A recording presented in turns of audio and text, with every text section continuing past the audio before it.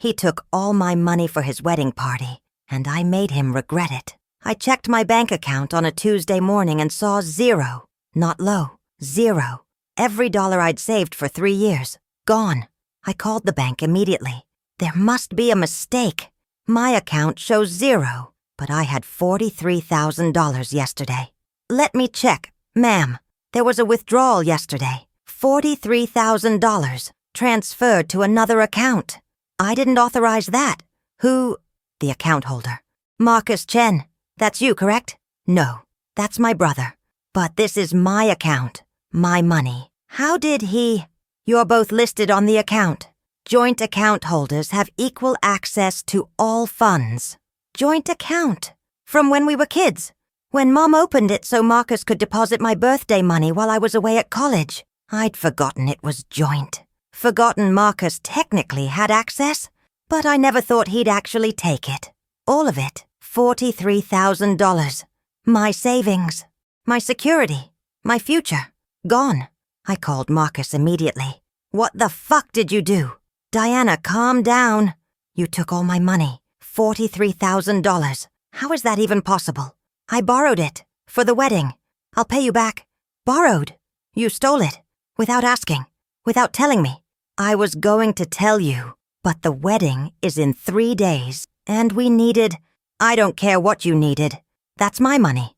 Money I saved for years. And I'm family. Family helps family. You'd do the same for me. No, I wouldn't. Because I'm not a thief. He hung up. Actually hung up on me. Left me with $0 and zero remorse. That was the day I decided. Marcus was going to regret this. Not just feel bad.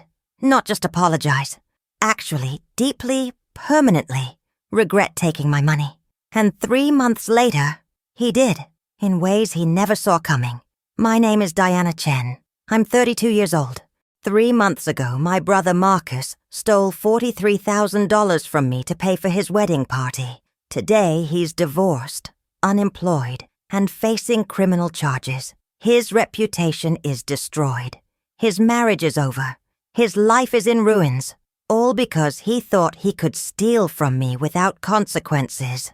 This is the story of what happens when you take everything from someone who has nothing left to lose. When you cross someone who's smart enough, angry enough, and determined enough to make you pay. Let me start at the beginning, so you understand exactly what Marcus did, and exactly how I made him regret it. Marcus is my younger brother, 3 years younger. We grew up close. Normal sibling relationship, fought sometimes, supported each other mostly. After college, Marcus got a job in finance, made good money, decent salary, bonuses, nice apartment. He wasn't rich, but he was comfortable. I went a different route, social work, helping families in crisis, rewarding work but terrible pay. I made $40,000 a year, lived frugally, saved aggressively, built up my emergency fund slowly, painfully, over 3 years, $43,000. Every tax return, every birthday check from relatives, every dollar I could squeeze out of my tight budget, saved. For security, for a down payment on a house someday, for knowing I'd be okay if something went wrong. 2 years ago, Marcus got engaged to Vanessa. Nice woman, a little high maintenance, but seemed to love Marcus. They started planning a wedding, big wedding, 300 guests, expensive venue, designer dress, the works. How are you paying for all this? I asked Marcus at one family dinner. We've been saving, and Vanessa's parents are contributing. It'll be fine. It sounds expensive. It is, but it's our wedding. It's worth it. I didn't push. It was his money, his choice. If he wanted to spend $50,000 on one day, that was his business. 3 months before the wedding, Marcus called me. Diana, we have a problem. What kind of problem? The wedding. We're short. About $40,000. Short? How did that happen? Vanessa kept adding things. Upgraded the flowers. Better photographer. Open bar instead of limited. And her parents backed out of their contribution. Family emergency.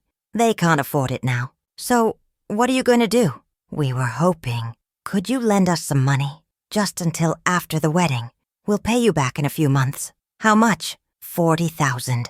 I laughed. Actually laughed. Marcus, I don't have $40,000 to lend you. Yes, you do. I know you've been saving. You mentioned it at Christmas. I have savings for emergencies. For me, not for your wedding. This is an emergency. The wedding is in 3 months. If we don't pay, we lose our deposits.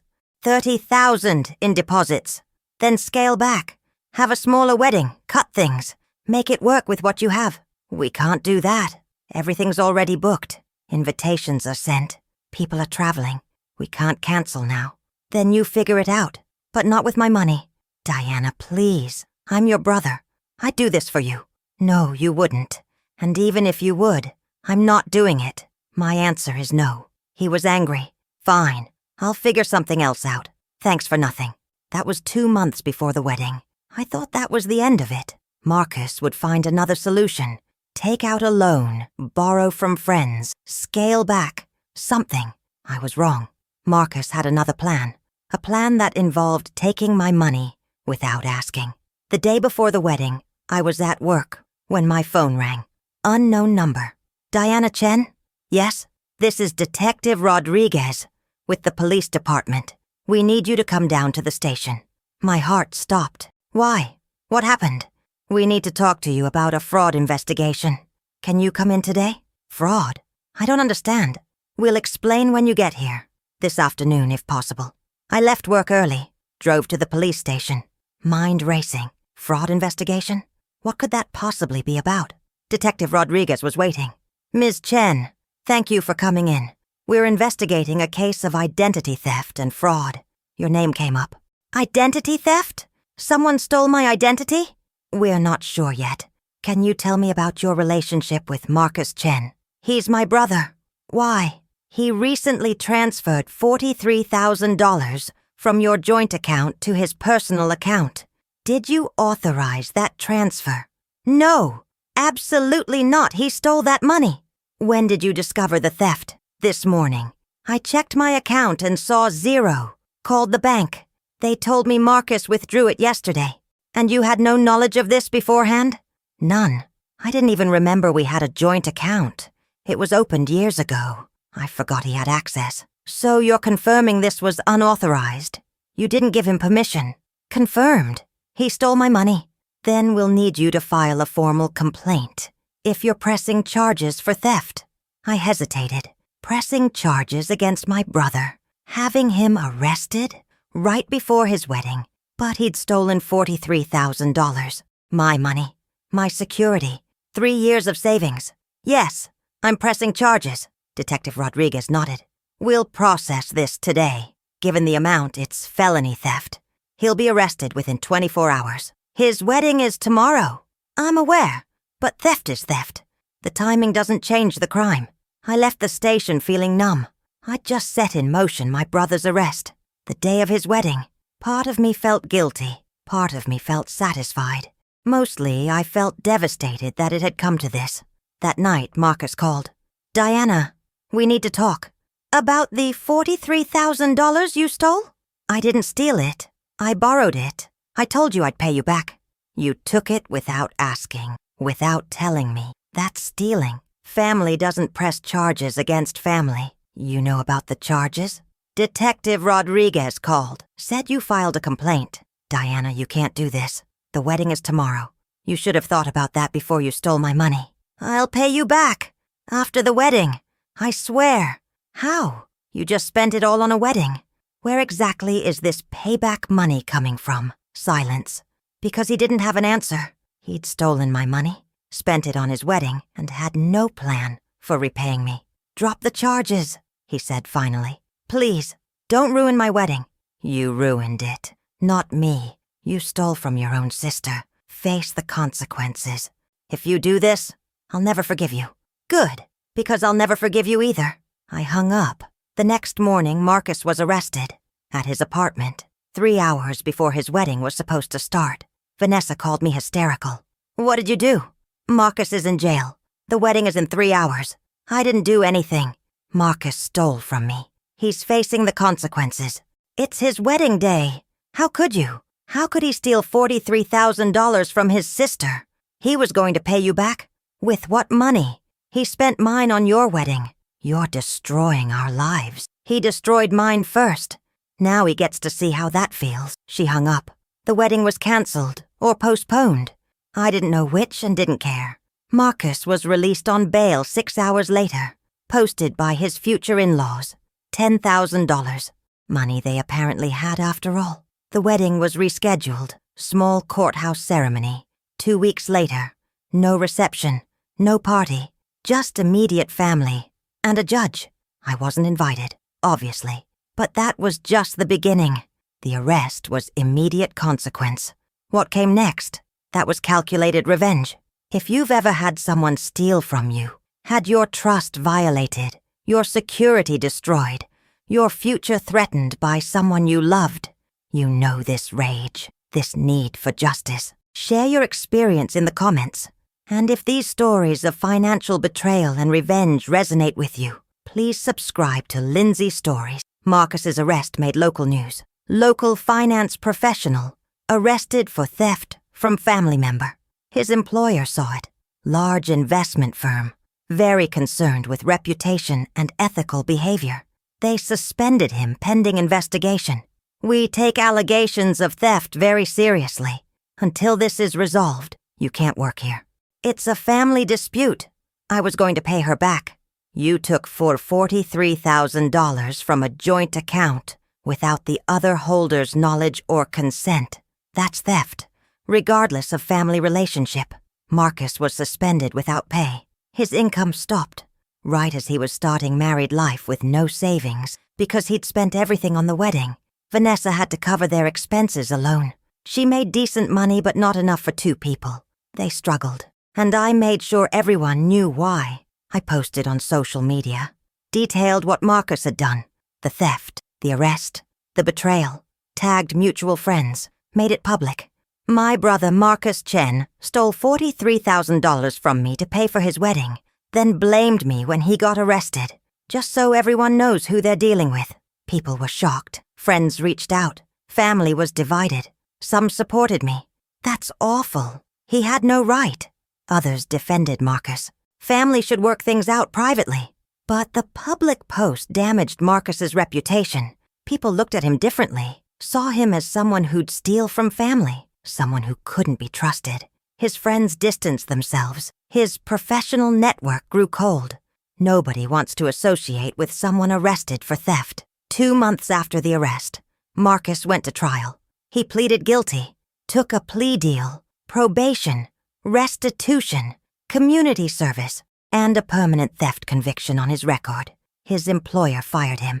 We can't have someone convicted of theft working in finance. It's a liability. Marcus tried to find another job, but the conviction came up in background checks. Financial firms wouldn't hire him. Theft conviction in finance? Absolutely not. He ended up working retail, minimum wage, a massive pay cut, struggling to pay bills, struggling to pay court-ordered restitution to me, struggling to maintain any quality of life. And Vanessa? She was furious. At Marcus, at me, at the situation. "This is your fault," she told him. "You stole from your sister. You ruined everything. I was trying to give you the wedding you wanted. I didn't want this. I didn't want you arrested. I didn't want us broke and you working retail, and everyone knowing you're a thief." Their marriage started cracking, fast. Arguments about money, about his choices, about my vendetta. "Diana won't let it go," Marcus complained. "She could have dropped charges, could have worked it out privately, but she had to destroy me." "You destroyed yourself," Vanessa said. "She just made sure you faced consequences." 3 months after the wedding, Vanessa filed for divorce. "I can't do this. I can't be married to someone who's a convicted thief, who can't hold a real job, who destroyed our future for a stupid wedding." "You wanted that wedding, and you chose to steal to get it. That's on you, not me." The divorce was quick. No kids, no assets to split. Marcus had none. Just division of debt and walking away. Marcus was devastated. Lost his job, lost his wife, lost his reputation, all within 4 months of stealing from me. But I wasn't done, because financial restitution wasn't enough. He needed to understand deeply what he'd taken from me. 6 months after the theft, I did something Marcus never expected. Something that showed him exactly how much damage he'd caused. Something that made him truly understand what he'd destroyed when he took my money. I started a blog. Stolen Security. What Financial Betrayal Really Costs. Posted my full story. With names, with details, with documentation. Bank statements showing the theft. Police reports. Court records. Everything public. And I didn't just tell my story. I explained what that money meant. What losing it cost me. $43,000 wasn't just money. It was 3 years of sacrifice, of living frugally while my peers traveled and splurged, of saying no to things I wanted to buy things I needed, of building security in a world that offers social workers no safety net. It was my emergency fund, my what if I get sick money, my what if I lose my job money, my what if something goes catastrophically wrong money. It was my future house down payment, my chance at stability, my path out of renting forever. It was peace of mind, the ability to sleep at night knowing I'd be okay, that I had a cushion, that I wasn't one disaster away from ruin. Marcus took all of that, for flowers, for an open bar, for impressing 300 people he barely knew. He took my security, my peace, my future, and spent it on one day of party. And when caught, he blamed me, said I should have just given it to him, said family helps family, said I was vindictive for pressing charges. But here's what he never understood. I had to press charges, not for revenge, for survival, because that money wasn't extra for me. It was essential, and the only way to get it back was through court-ordered restitution, which he's paying, slowly. $200 a month, his court-ordered minimum. At that rate, it'll take 18 years to repay me. 18 years. I'm 32 now. I'll be 50 before I'm made whole. 50 before I have my security back. Before I can think about buying a house. Before I can rebuild what he destroyed in one afternoon. So yes, I pressed charges. Yes, I made it public. Yes, I made sure he faced every possible consequence. Because he didn't just steal money. He stole my future. And that deserves more than a private conversation and a promise to pay me back someday. The blog went viral. Thousands of shares, hundreds of comments, people relating to financial betrayal, to family who'd stolen from them, to having their security destroyed by people they trusted. And Marcus? Marcus read it. And for the first time, I think he actually understood what he'd done. He called me. I read your blog. Good. I didn't realize... I knew you were upset, but I didn't understand how much I'd actually taken from you. You took everything, Marcus. Everything I'd worked for, everything I'd built. 3 years of my life. I thought you'd be fine. You have a job. You'd rebuild. On $40,000 a year. Supporting myself. Do you know how long it takes to save $43,000 on that salary? Do you understand the sacrifices involved? I'm starting to. The blog. The way you explained it, I get it now. You should have gotten it before you stole my money. I know, and I'm sorry. Really, genuinely sorry. Sorry doesn't pay my bills, doesn't rebuild my savings, doesn't give me back 3 years of my life. I know, but I am sorry, and I'm paying you back. Every month. It'll take years, but I'll do it. 18 years, Marcus. You'll be paying me back until you're 53. Think about that. Think about 18 years of consequences for one afternoon of theft. He was quiet. Then, I deserve that. I deserve every bit of it. I wish I could undo it. You can't. You made your choice. Now you live with it. Will you ever forgive me? I don't know. Maybe in 18 years when you've actually paid me back. Maybe not even then. You destroyed something between us that might not be fixable. I understand. We hung up. No reconciliation. No happy ending, just acknowledgement and consequences. The blog continued. I posted monthly updates. How much Marcus had paid. How much was left. What I was doing to rebuild. How I was coping with the trauma of financial betrayal. It became a resource. People going through similar situations reached out, asked advice, shared their stories, found community. And Marcus's name stayed attached to it all. Every post, every share. A permanent record of what he'd done. A permanent stain on his reputation. His family was angry with me. You're destroying him. When will you let this go? When he pays me back. All $43,000, plus interest, plus the 3 years I lost building it. So, never. You're vindictive. I'm fair. He stole from me. He faces consequences. That's not vindictive. That's justice. A year after the theft, Marcus tried to rebuild his life. New job. Still not in finance, but better than retail. New apartment. New girlfriend. The girlfriend Googled him. Found the blog. Confronted him. You stole from your sister $43,000. It's complicated. We had a joint account that you emptied without telling her for your wedding, and then blamed her when you got arrested. I've apologized. I'm paying her back. How much have you paid? About $2,000 so far. And you owe $43,000, so you've paid less than 5% in a year. I'm paying what I can. What the court ordered. She broke up with him. I can't date someone who'd do that to family. Someone who'd steal and then play victim. Marcus called me furious. My girlfriend left me because of your blog. Your girlfriend left you because you're a thief. The blog just informed her of that fact. You're ruining every relationship I try to have. You ruined your own relationships by being someone who steals from family. Own your actions. When will you be satisfied? When I'm completely destroyed? When I have my $43,000 back.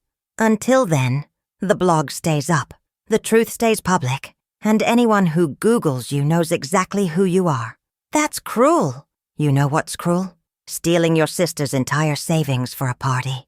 That's cruel. Consequences for being cruel. That's justice. 18 months after the theft, something unexpected happened. A journalist contacted me. I read your blog. I'd like to do a feature story. Financial betrayal within families. The hidden cost of borrowing from relatives. Would you be interested? What kind of feature? Major newspaper. Sunday magazine section. Your story as the centerpiece. But also interviewing experts, lawyers, financial advisors, therapists, looking at this issue comprehensively. And Marcus? We'd reach out to him for comment, give him a chance to tell his side. But it's your story primarily. I agreed. The article ran 2 months later. The real cost of family theft. One woman's fight for justice after her brother stole her life savings. It was powerful, detailed, sympathetic to me, appropriately critical of Marcus. And it included expert commentary about how common this is, how families often pressure victims to just let it go, how rarely perpetrators face real consequences. The article went national, picked up by other outlets. I did radio interviews, podcast appearances, a local TV segment. And Marcus? His name was in every article, every broadcast. Marcus Chen, who pleaded guilty to stealing $43,000 from his sister. His humiliation was complete, public, permanent, searchable forever. His mother called me. Please stop. You've made your point. He's suffered enough. Has he paid me back? You know he hasn't. But he's trying. He's paying every month. Then every month, the blog gets updated. Every month people see he's still paying. Every month they're reminded of what he did. You're destroying him. He destroyed himself. I'm just making sure everyone knows about it. 2 years after the theft, I achieved something I didn't think possible. I rebuilt my savings, not to $43,000 yet, but to $20,000. Half of what was stolen. I did it through the blog. Ad revenue, sponsorships, speaking fees, monetizing my story of betrayal and survival. Marcus was paying me $200 a month, $4,800 over 2 years, about 11% of what he owed. But I'd made $20,000 through telling my story, through turning his betrayal into a platform, through using his theft to help others and help myself. I posted about it. 2 years ago, my brother stole $43,000 from me. Today, I've rebuilt half of it, not from him, but from sharing my story. Turns out his betrayal was worth something after all, just not to him. Marcus saw it, called me. You're making money off my mistakes. I'm making money off your crimes. Big difference. It's still profiting from my worst moment. Your worst moment cost me 3 years of savings. If I can make that back by sharing the truth, I will. You don't get to complain about it. Will this ever end? In 16 years when you finish paying me back. Until then, every payment gets posted. Every month, people see you're still paying for what you did. That's the deal. I hate you. Good. I'm not particularly fond of you either. 3 years after the theft, Marcus filed for bankruptcy. His divorce had left him with debt. His low income couldn't cover it. He was drowning financially. The bankruptcy court reviewed his obligations. His restitution to me was court-ordered. Couldn't be discharged in bankruptcy. He'd still owe me, regardless. His lawyer tried to negotiate. Can we settle? Pay you $10,000 now. Call it even? He owes me $43,000. He's paid $7,000. He owes $36,000. That's what I'll accept. He doesn't have $36,000. Then he keeps paying $200 a month for the next 15 years. That's the court order. That's what happens. You're not willing to negotiate at all? He didn't negotiate when he stole my money. He took it all. So I'll take back all of it. Every dollar, every cent, plus court-ordered interest. No mercy, no compromise. The lawyer withdrew the settlement offer. Marcus continued paying $200 a month, like clockwork, because the court enforced it. 4 years after the theft, I reached a milestone.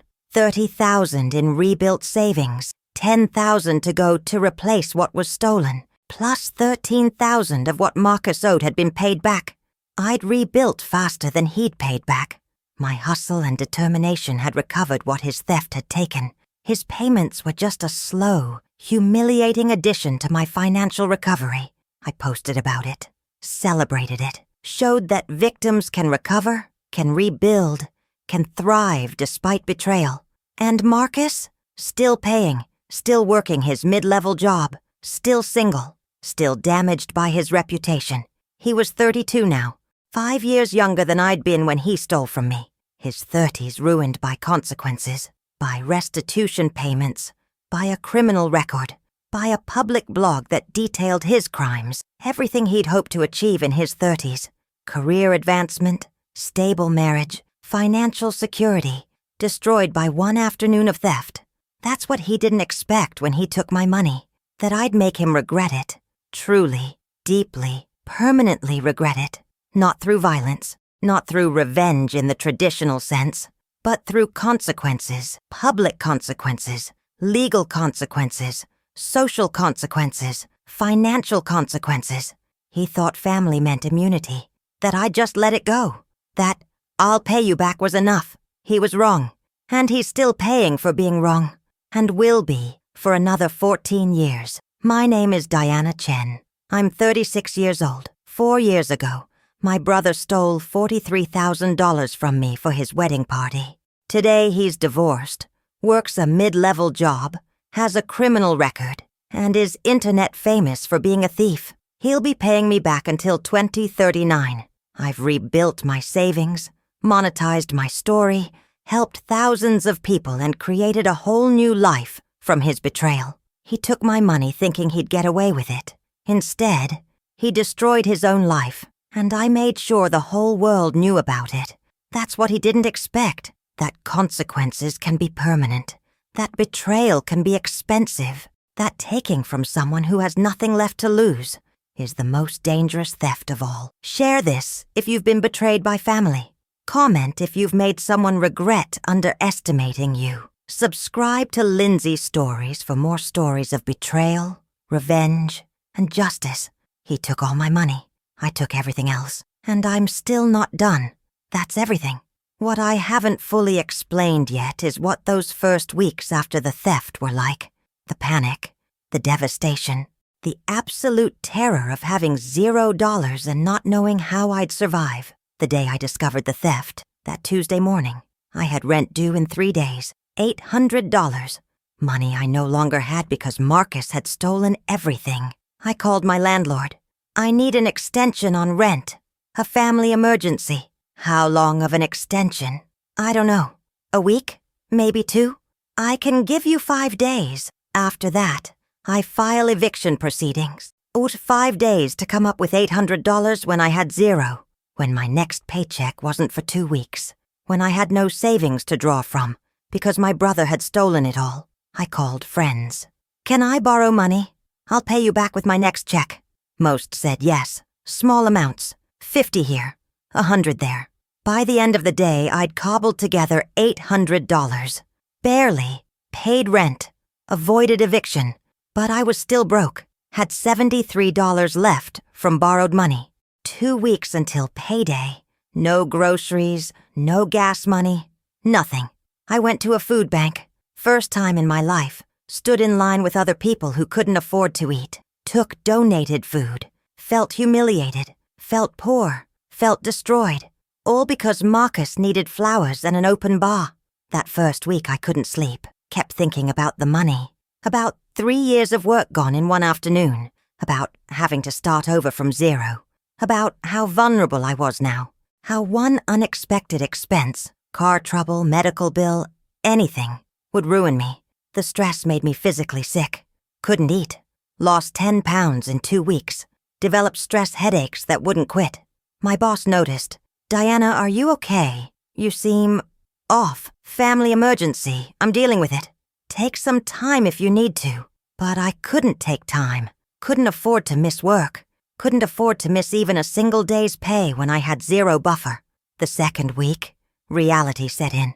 This wasn't temporary. Marcus had actually stolen my entire savings, and even if he paid me back someday, it wouldn't be soon. It wouldn't be enough. It wouldn't fix the immediate crisis. I opened a credit card, high interest rate, last resort, but I needed some kind of emergency buffer, even if it was borrowed money, even if I'd pay interest.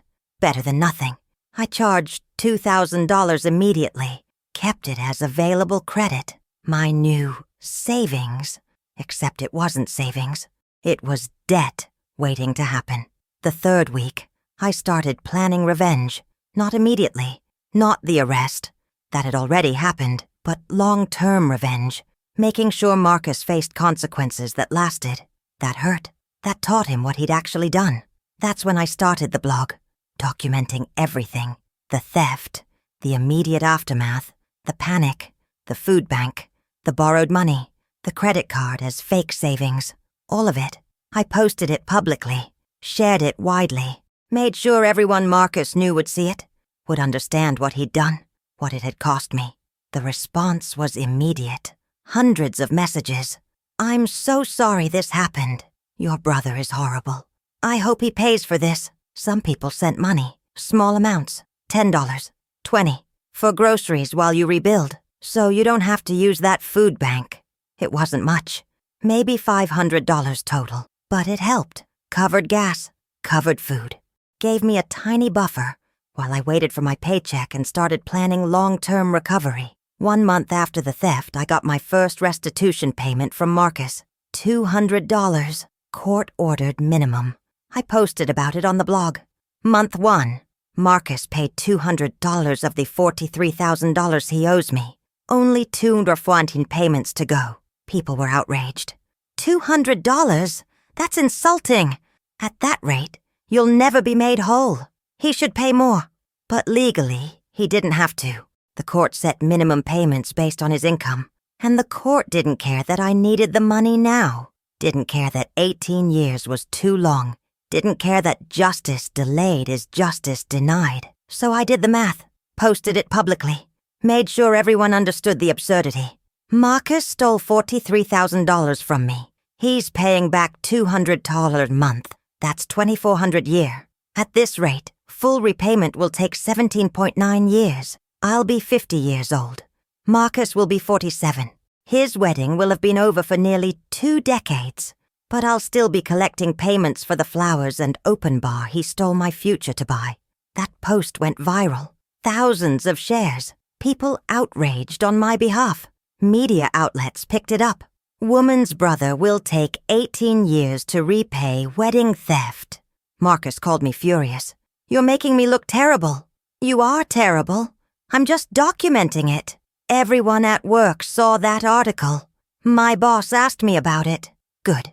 Your boss should know you're a thief. This is destroying my professional reputation. You destroyed your professional reputation. when you stole from family. I'm just making sure people know about it. I'm paying you back. $200 a month isn't paying me back. It's insulting me monthly. It's what the court ordered. And the court's restitution schedule is a joke. But you know what's not a joke?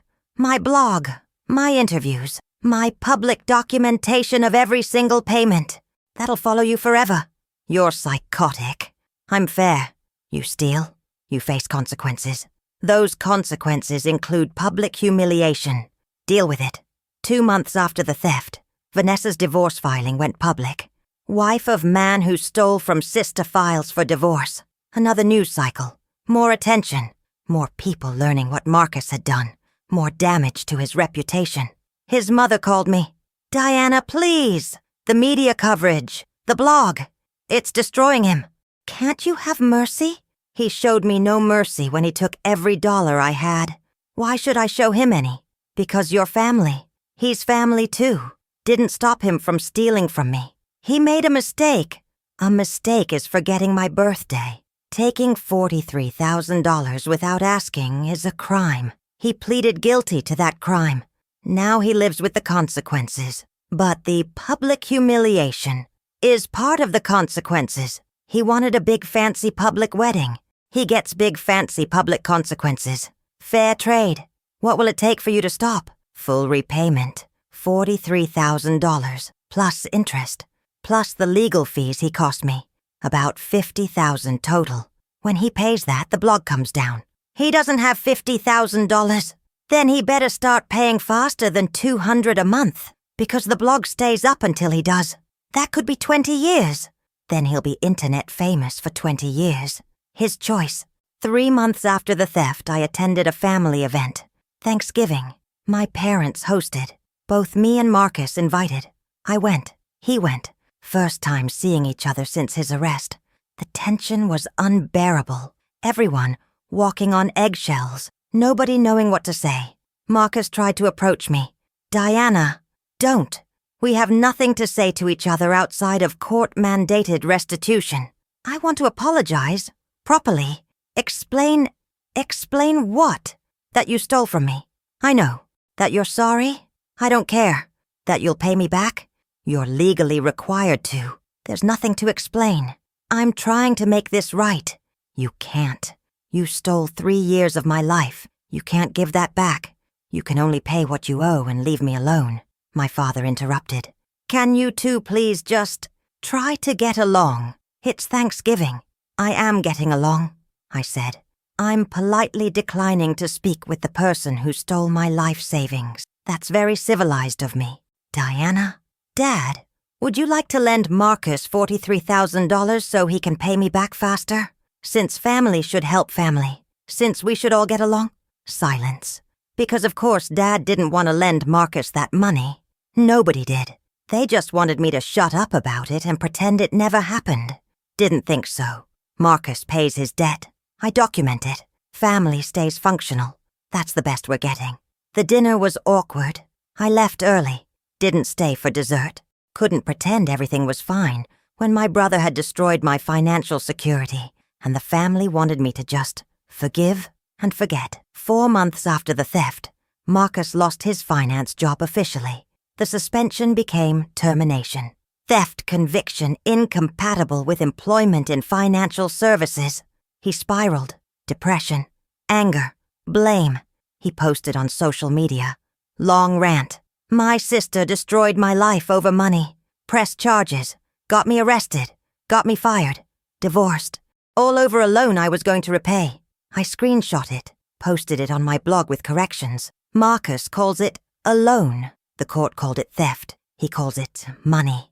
I call it my entire life savings. He says he was going to repay it. He had no plan, no timeline, no money set aside. He says I destroyed his life. He destroyed his own life by stealing.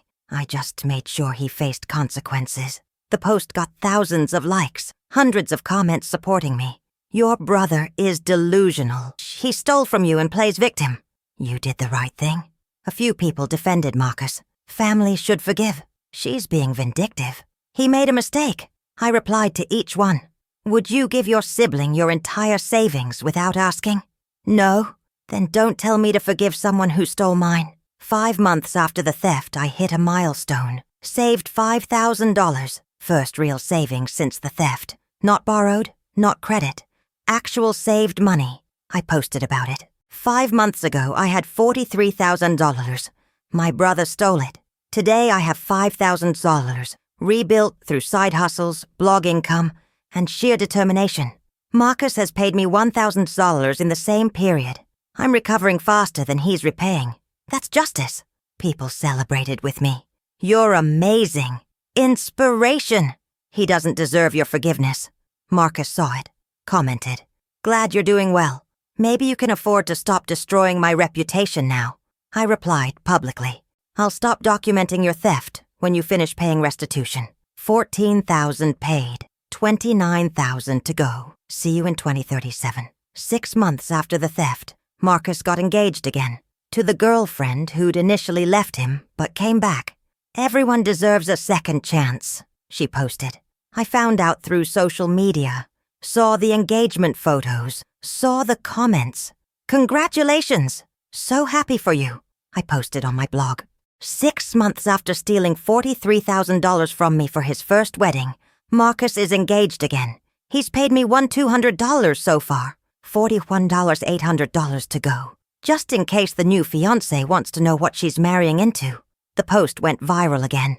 Marcus's fiancé saw it, commented, He's changed. He's learned from his mistakes. We're moving forward. I replied, He's changed. Great. He can demonstrate that by paying more than the court-ordered minimum. $200 a month is the least he can legally do. If he's genuinely remorseful, he'd pay more. But he doesn't. So talk is cheap. Actions matter. She blocked me. But the damage was done. Her friends and family had seen it. Knew what Marcus had done. Knew he was still paying restitution. Knew his new start came with an 18-year payment plan for his last betrayal. 7 months after the theft, I got offered a speaking opportunity. A financial literacy nonprofit wanted me to speak about family financial boundaries, protecting your assets from relatives, recognizing financial abuse. I agreed. 50 people attended. I told my story.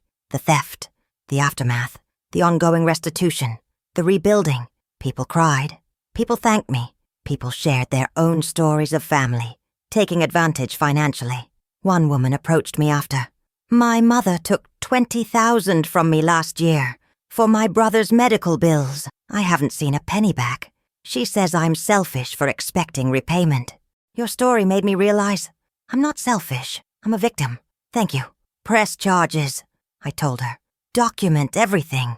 Don't let family guilt stop you from getting justice. But she's my mother, and she stole from you. Family relationship doesn't negate theft. It makes it worse, because she betrayed your trust. Hold her accountable.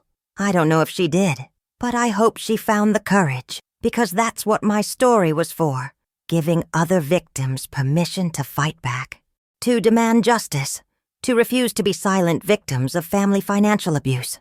8 months after the theft, the major newspaper article published. Front page of the Sunday magazine. My face, my story, Marcus's name. The response was overwhelming. Thousands of emails, hundreds of interview requests. My blog traffic exploded. 10,000 visitors the first day, 20,000 the second. I monetized it. Ads, sponsorships, affiliate links. If people wanted to read about Marcus's theft, I'd make money from their attention. By the end of the month, I'd made $3,000 from blog revenue, more than Marcus had paid me in 8 months of restitution. I posted about that too. Blog income this month, $3,000. Marcus's restitution payment, $200. Turns out his theft was worth more to me than his repayment. I'm profiting from his crime. How's that for irony? Marcus was livid. Called me. You're making thousands off my worst moment. Your worst moment cost me 3 years of savings. I'm recouping losses however I can. You want me to stop profiting? Pay me back faster. I'm paying what the court ordered. You're paying the bare minimum. You could pay more. You choose not to, so I choose to monetize your crime. Fair trade. This is emotional blackmail. This is consequences. You stole. I document. People read. I earn. You hate it. That's how this works. 9 months after the theft, I quit my social work job. The blog was making more money than my salary. I could work from home, set my own hours, focus on advocacy full-time.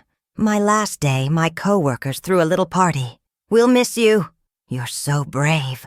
"I can't believe your brother did that." Everyone knew, because I'd told everyone. Made sure every person in my life knew what Marcus had done. Made sure he could never escape his reputation. Some people thought that was petty. You're obsessed with revenge. No, I was obsessed with justice, with consequences, with making sure thieves pay for their crimes, even when, especially when, those thieves are family. 10 months after the theft, I hit another milestone. 10,000 in rebuilt savings, approaching a quarter of what was stolen. Marcus had paid 2,000. 8 more payments. 2,000 down, 41,000 to go. I posted a comparison. 10 months post-theft. Diana's rebuilt savings, $10,000. Marcus's total payments, $2,000. I'm rebuilding 5 times faster than he's repaying. That's the difference between a victim who hustles and a thief who does the bare minimum. People applauded. "You're incredible. He doesn't deserve forgiveness. Keep exposing him." And I did. Every month, every payment, every milestone, documented publicly, permanently, searchably. 1 year after the theft, I did a podcast interview. Popular Financial Independence Podcast. 100,000 listeners. "Tell us about the theft," the host said. I told the story, start to finish. The joint account, the unauthorized withdrawal, the wedding, the arrest, the consequences. "And he's still paying you back?" "Yes, $200 a month. He's paid $2,400 so far, 40,000 to go. 17 more years of payments. Do you think he's learned his lesson?" "I don't care if he's learned his lesson. I care that he's paying what he owes and facing appropriate consequences. Lessons are his problem. Justice is mine. That's harsh. So is stealing someone's entire savings. I'm proportionally harsh. He was disproportionately cruel. I win that calculation." The podcast episode went viral in financial independence circles. 50,000 downloads in the first week. My blog gained 10,000 new followers. I was becoming known. Diana Chen, the woman whose brother stole her savings. My identity attached to his crime. His identity attached to his theft. Neither of us could escape it. But I was profiting from the attention. He was suffering from it. That asymmetry felt right. 14 months after the theft, Marcus's second engagement ended. His fiancée found out about the blog, read everything, decided she couldn't marry someone with that history. "You destroyed another relationship," Marcus called me crying. "I documented your crime. Your fiancé made an informed decision based on facts. That's not destruction. That's transparency. No one will ever marry me with that blog out there." "Then you should have thought about that before you stole from family. Actions have consequences. Your action was theft. Your consequence is that everyone knows about it. Forever. I've paid you $2,800. When is it enough? When you've paid $43,000, plus interest, plus legal fees, so about $50,000 total. You've paid 5%. When you pay 100%, we're done." "That's impossible." "No, it's justice. You took 100% of my money. You pay back 100%. Basic fairness. I hate you. You've mentioned that. Doesn't change anything. Keep paying." 18 months after the theft, I spoke at a conference. 500 people. Financial betrayal and recovery. Shared my story. Shared strategies. Shared resources. Standing ovation. People sobbing. People thanking me for giving voice to their hidden trauma. One man approached me. "My brother took $30,000 from me 5 years ago. I never pressed charges. Never told anyone. Let him get away with it. Your story made me realize I can still do something. The statute of limitations hasn't passed. Thank you for giving me permission to fight back." "Press charges," I said. "Document everything. Don't let it go. Make him pay." "I will, because of you." That was the impact. Not just Marcus paying. but other victims finding courage, finding their voice, fighting back against family financial abuse. Marcus's theft had created a movement, unintentionally, but powerfully, and I was leading it. 2 years after the theft, I published a book, Stolen Security: Surviving Family Financial Betrayal. My story plus 20 other victims' stories, plus resources, plus legal guidance, plus financial recovery strategies. The book sold well, hit some bestseller lists, generated $50,000 in royalties the first year. Marcus saw it, called me. "You wrote a book about me?" "I wrote a book about financial betrayal. You're one chapter. The opening chapter. The case study. But it's not about you. It's about helping victims. You're still profiting from my crime. Yes, intentionally, aggressively, proudly. Your theft funded my advocacy. Your crime became my platform. Your shame became my success. That's justice. When will you stop? Never. This is my career now. Helping victims of family financial abuse. Your theft made that possible. So thank you, I guess. That's sick. No, that's transformation. I took the worst thing you did to me and made it meaningful, made it helpful, made it profitable. That's not sick. That's survival. 3 years after the theft, Marcus declared bankruptcy, could not pay his debts, could not maintain his lifestyle, drowning financially. But my restitution couldn't be discharged, court-ordered, permanent. He still owed me, still had to pay. No escape. His bankruptcy trustee contacted me. "We're liquidating assets to pay creditors. Your restitution is priority. You'll get paid from the liquidation." They sold his car, his furniture, his belongings, generated $8,000, paid to me as restitution. Suddenly, Marcus had paid $11,000 total, $32,000 remaining, but he had nothing left. No car, no furniture, living in a bare apartment, starting from zero. "This is your fault," he told me. "You forced me into bankruptcy. You forced yourself into bankruptcy by living beyond your means. I just made sure I got paid from the liquidation. That's how bankruptcy works. I have nothing now. Welcome to how I felt 3 years ago when you stole everything from me.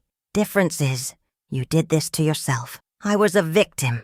You're facing consequences. Not the same. I can't keep paying you $200 a month. I have nothing. That's between you and the court. My restitution is court-ordered. You stop paying, you go to jail for violating your plea agreement. Your choice." He kept paying, somehow, some way, $200 every month, because the alternative was prison. 4 years after the theft, I reached $30,000 in rebuilt savings, nearly back to where I was before the theft. Through hustling, through the blog, through speaking, through the book. Marcus had paid $11,000, about 25%, still owed $32,000. But I'd rebuilt without him, rebuilt faster than he could pay back, rebuilt stronger than before. The theft had destroyed my financial security, but it had also revealed my resilience, my determination, my ability to transform trauma into triumph. And that was worth something. Not worth $43,000, but worth something. Marcus would never understand that.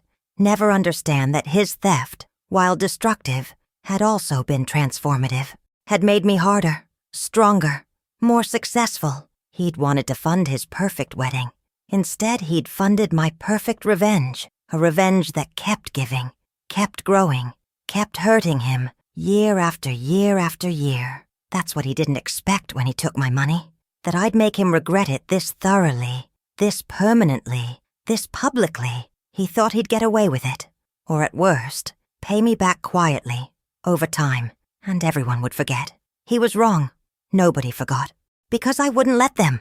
Because I made sure his theft was documented, publicized, monetized, transformed into something that would haunt him forever.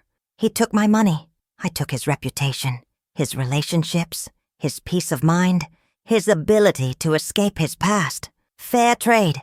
My name is Diana Chen. I'm 36 years old. 4 years ago, my brother Marcus stole $43,000 from me for his wedding party. Today, I'm a published author, successful advocate, and platform speaker. I've rebuilt my savings and created a career from his crime. Marcus is divorced, bankrupt, working a job he hates, and will be paying me for another 14 years. He thought stealing from me would solve his wedding problem. Instead, it destroyed his entire life. That's what he didn't expect. That's what he'll regret forever. And I'm not done yet. Not until every dollar is paid back. Not until justice is fully served. Share this if you've been betrayed by family. Comment if you've turned trauma into triumph. Subscribe to Lindsay Stories for more stories of financial betrayal and beautiful revenge. He took all my money. I took everything else. And he'll never recover. That's everything. What I want to talk about now, what needs to be said for every person who's been financially betrayed by family, is the invisible cost, the emotional tax, the trauma that money can never fully repay. Marcus will pay me back someday. In 14 years, when I'm 50 and he's 47, the last payment will clear. $43,000. Repaid. Complete. But what he can never repay is the 3 years it took me to save that money. The sacrifices. The saying no to trips with friends because I was building security. The skipping meals to save an extra $50. The living frugally while peers lived freely. Those 3 years of my life, ages 29 to 32, I can never get back. That time when I could have traveled, could have enjoyed my youth, could have splurged occasionally. I spent that time building something, and Marcus destroyed it in one afternoon. No amount of money repays lost time, lost opportunities, lost experiences I'll never get to have because I was saving instead. And that's what makes his theft unforgivable. Not just the money, the time, the years, the life I didn't live because I was being responsible. And he punished that responsibility by taking what I'd built. 4 years and 3 months after the theft, I spoke at a TEDx event. The true cost of family financial betrayal. I talked about the money, the immediate crisis, the long recovery, the ongoing restitution. But I also talked about the emotional cost, the trust destroyed, the relationship ruined, the family fractured. The way betrayal by someone you love cuts deeper than betrayal by a stranger. When a stranger steals from you, it's crime. When family steals from you, it's betrayal. And betrayal hurts longer, cuts deeper, changes you fundamentally. My brother didn't just take my money. He took my ability to trust family, my belief that blood means loyalty, my assumption that shared history creates obligation to be decent to each other. He showed me that family will exploit you if given the chance, will rationalize taking from you if they need something, will prioritize their wants over your security. That lesson is more valuable than $43,000, but it's also more painful, because now I know. I can't unknow it. Can't go back to assuming family is safe. That realization is permanent.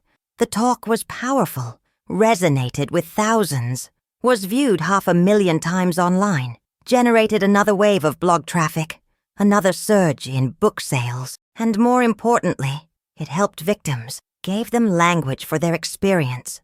Permission to call it what it was. Betrayal. Not a misunderstanding, not a mistake. Betrayal. Marcus's mother watched the TED Talk, called me crying. Did he really hurt you that badly? Yes. But you seem so successful now. The book, the speaking, you've rebuilt. Success doesn't erase trauma. I'm successful despite what he did, not because of it. And the success doesn't make his theft okay. Will you ever forgive him? I don't know. Maybe when he finishes paying me back and has actually faced full consequences. Maybe not even then. Forgiveness isn't required for my healing. I've healed without it. That seems cold. Stealing someone's life savings is cold. Holding them accountable is justice. I'm not obligated to make peace with someone who destroyed my financial security for a party. 4 years and 6 months after the theft, I received an email from a victim I'd helped. The woman whose mother had stolen $20,000 from her. Diana, I wanted you to know. I pressed charges. My mother was convicted. She's paying restitution. $300 a month. It'll take years, but I'm getting my money back. And more importantly, I got my power back. For years, I felt like a doormat, like family could take from me and I had to just accept it. Your story showed me I didn't have to accept it. I could fight back. My mother doesn't speak to me now. Neither do some other family members. They say I was vindictive, that I ruined her life over money. But you know what? I don't care. She stole from me. I held her accountable. If that makes me vindictive, fine. I'd rather be vindictive than be a victim. Thank you for showing me that was possible, for being public about your fight, for not staying silent to keep the peace. You saved me from years of being taken advantage of. Forever grateful, Sarah. I cried reading that email, because that was the point. Not just getting my money back, not just making Marcus pay, but showing other victims they could fight back. That family betrayal deserves consequences. That silence protects abusers. I responded, Sarah, I'm so proud of you. It takes courage to press charges against family, to prioritize justice over peace, to choose yourself over family harmony. You did the right thing. Don't let anyone tell you otherwise. That exchange reminded me why I'd gone public, why I'd kept the blog going for years, why I'd written the book and given the talks and done the interviews. Because victims need to see someone fighting back, need to see someone winning, need to see that accountability is possible even when the perpetrator is family. If I'd stayed silent, if I'd accepted Marcus's, I'll pay you back someday, and let him quietly drain my account without consequences. If I'd protected his reputation by not telling anyone, then Sarah wouldn't have pressed charges, wouldn't have gotten her money back, would still be a victim. My public fight gave her permission to have her own, and that mattered more than any restitution payment ever could. 5 years after the theft, I achieved full financial recovery, $43,000 in savings, back to where I'd been before Marcus stole everything. It took 5 years total, 3 years to build it initially, then 5 more to rebuild after he destroyed it. 8 years of my life spent building the same security twice, because my brother thought his wedding was more important than my future. I posted about it. 5 years ago today, Marcus stole $43,000 from me. Today I have $43,000 again, rebuilt through blood, sweat, tears, and determination. Marcus has paid $12,000 in the same 5 years. I recovered without him, thrived despite him. That's the difference between a victim who fights and a thief who does the minimum. The post went viral. Again. Hundreds of thousands of views. Thousands of comments. People celebrating my recovery. People condemning Marcus's minimal payments. People inspired by my refusal to stay victimized. Marcus saw it, commented publicly. Congratulations on your recovery. Can you let this go now? I responded publicly. I'll let it go when you've paid every dollar you owe. You've paid 28% in 5 years. 72% remains. See you in 2036. That's 11 more years. That's how long it takes to pay back $31,000 at $200 a month. Math is hard. Theft has consequences. Deal with both. He deleted his comment, but screenshots lived forever, as did the exchange, as did the proof that even after 5 years, Marcus wanted to escape consequences, wanted me to just forgive the remaining debt, wanted to move on without fully paying for what he'd done. Not happening. Never happening. He'd pay every dollar, or die trying. 5 years and 4 months after the theft, Marcus's mother tried one last time. Diana, please. Marcus is 41 now. He's been paying for 5 years. Can you just let the rest go? Forgive the remaining debt? Let him move on with his life? No. Why not? You have your money back. You're successful. The blog is making money. You've recovered. Why do you need his payments anymore? Because debt doesn't disappear because the victim recovered. If someone crashes your car and you buy a new one, they still owe you for the first car. My recovery doesn't erase his debt. But he's struggling. The payments are hard for him. Good. They should be hard. He stole my savings. It was hard for me to rebuild. Fair that it's hard for him to repay. You're punishing him. I'm holding him accountable. Big difference. For how long? Until the debt is paid. Every dollar. Every cent. 11 more years if he keeps paying the minimum. Less if he pays more. His choice. He hates you. I'm sure he does. I don't particularly like him either. But liking each other isn't required. Paying back what you stole is. 5 years and 9 months after the theft, something unexpected happened. Marcus got a promotion, better job, better pay, 50% raise. I found out through family gossip. Marcus got promoted. He's making good money now. Good for him. But more importantly, good for me. I contacted his probation officer. Marcus Chen got a promotion. His income increased significantly. I'd like to request an increase in his restitution payments based on his new income. The probation officer reviewed the case, confirmed Marcus's increased income, recalculated appropriate restitution based on the new salary. New order, $400 per month, double his previous payment. Marcus was furious, called me raging. You got my payments increased. Your income increased. Your payments should increase proportionally. That's how restitution works. I was going to use that extra money to rebuild my life. You should have thought about that before you stole from me. Your financial recovery doesn't take priority over repaying your debt. This is vindictive. This is fair. You make more, you pay more. Want to pay less? Make less money. Your choice. I can't believe you did this. I can't believe you stole $43,000 from me. Yet here we are, both doing things the other finds unbelievable. The increased payments meant faster repayment. At $400 per month, he'd pay off the remaining $31,000 in 77 months, 6.5 years, finishing in 2032 instead of 2036, 4 years earlier than originally scheduled. That was acceptable. Not ideal, but acceptable. 6 years after the theft, I launched a podcast, Family Financial Betrayal, interviewing victims, sharing stories, providing resources. It grew quickly. Thousands of listeners per episode, sponsorships, ad revenue, another income stream built on Marcus's theft. He complained about it constantly. You've built an entire career on my mistake. I've built an entire career on your crime, and I'll continue building it until you've paid every dollar, maybe even after, because helping victims matters more than protecting your feelings. When does it end? When I decide it ends. Could be when you finish payments. Could be never. I haven't decided yet. But what I have decided, you don't get a say. You lost that right when you stole from me. 6 years and 6 months after the theft, Marcus got married again, 3rd time, to someone who knew his full history and married him anyway. I didn't attend, wasn't invited, didn't care. His marriage had nothing to do with me, beyond ensuring his new wife knew about his ongoing restitution payments.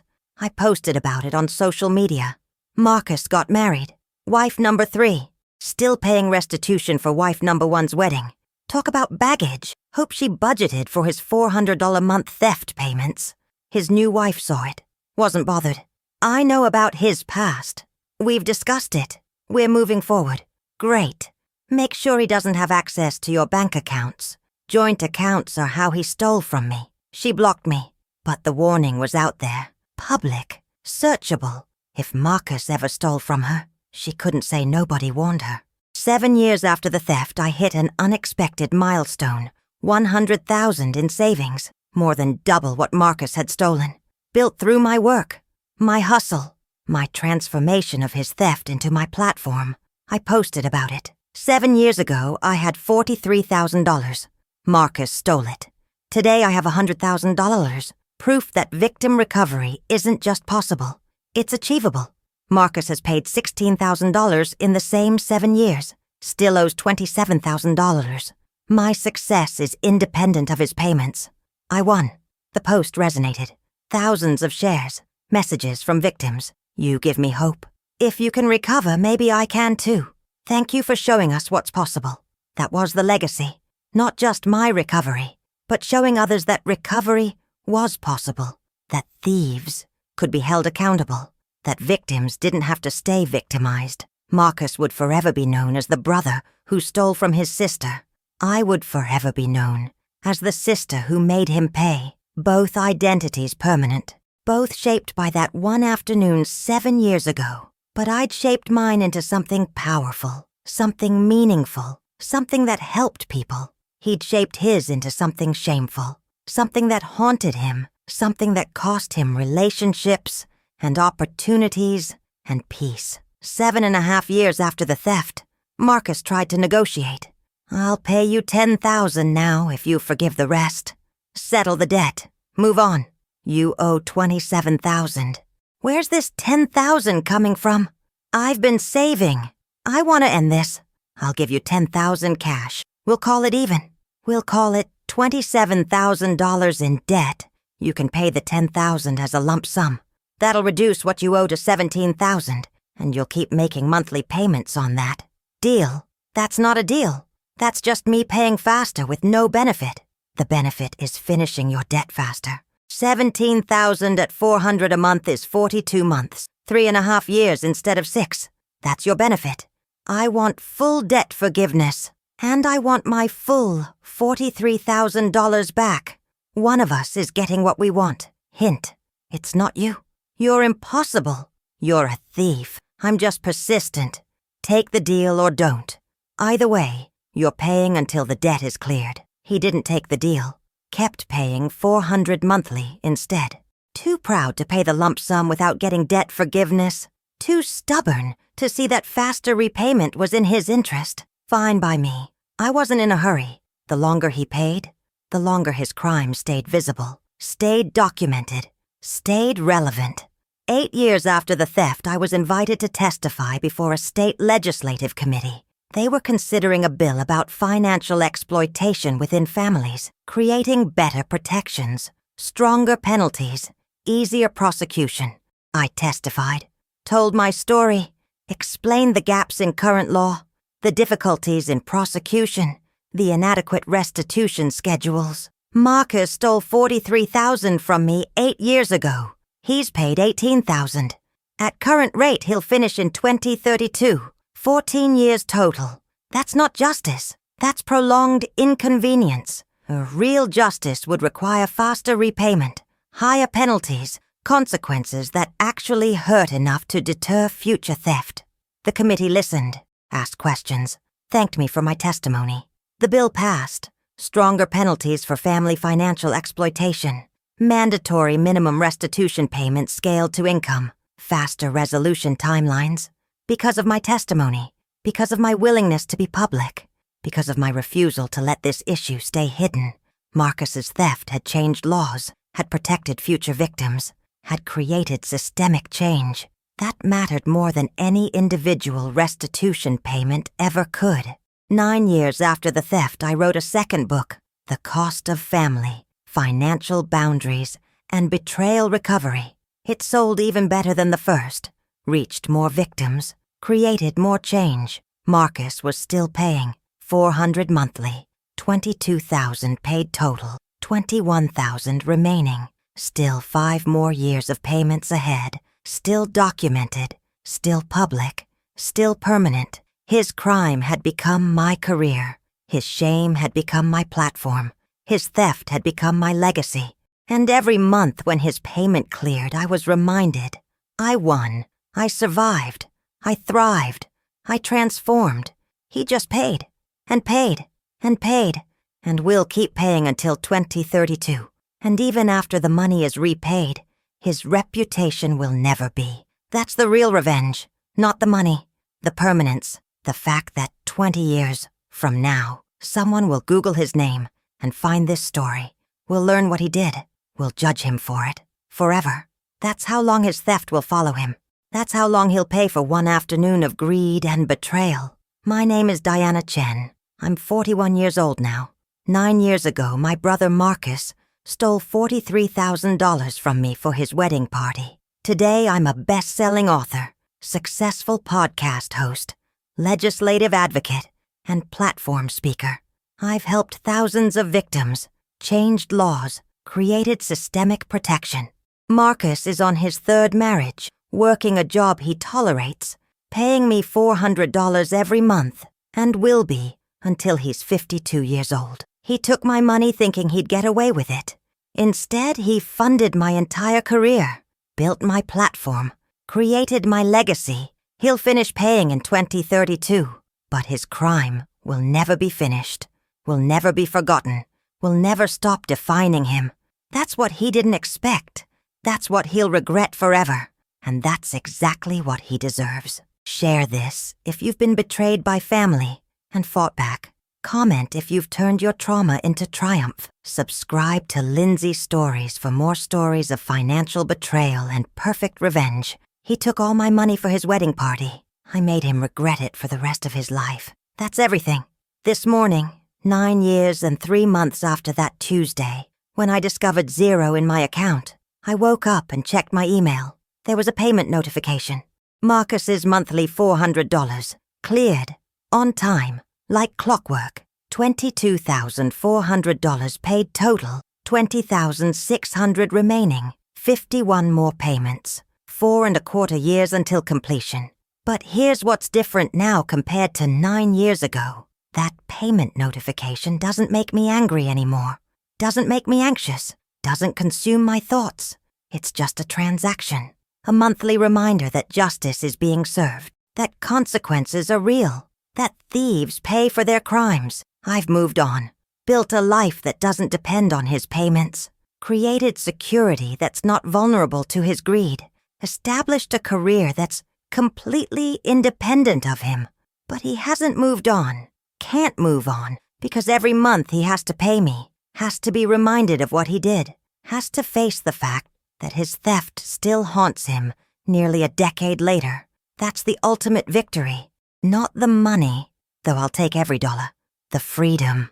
I'm free from depending on him, from needing anything from him, beyond court-ordered payments, from caring what he thinks or feels or wants. He's trapped by his crime, trapped by his debt, trapped by his reputation, trapped in consequences that will follow him for years after the money is repaid. I won, completely, thoroughly, permanently, and he knows it. Every single month when he makes that payment, he knows it. Knows he'll never escape what he did. Knows I made sure of that. Knows he'll regret it forever. That Tuesday morning 9 years ago, when I saw zero in my account, I thought my life was over. Thought I'd been destroyed. Thought Marcus had won. I was wrong. My life wasn't over. It was beginning. Beginning the transformation from victim to advocate. From powerless to powerful. From broken to rebuilt, stronger than before. Marcus didn't destroy me. He revealed me. Revealed what I was capable of when someone pushed me too far. Revealed my strength, my determination, my refusal to stay victimized. And now, 9 years later, I thank him. Not for the theft, that was unforgivable, but for showing me who I really am when everything is taken from me. For proving I could rebuild. For giving me a purpose that changed thousands of lives. He took my money for his wedding party. I made him regret it by building an empire from his betrayal. By helping victims worldwide. By changing laws. By creating a legacy that will outlast both of us. That's what he didn't expect. That's what makes this story worth telling. That's what gives other victims hope. 9 years later. Still collecting. Still documenting. Still winning. And I always will be. My name is Diana Chen. My brother stole from me. I made sure he'll never forget it. Neither will anyone else. That's everything.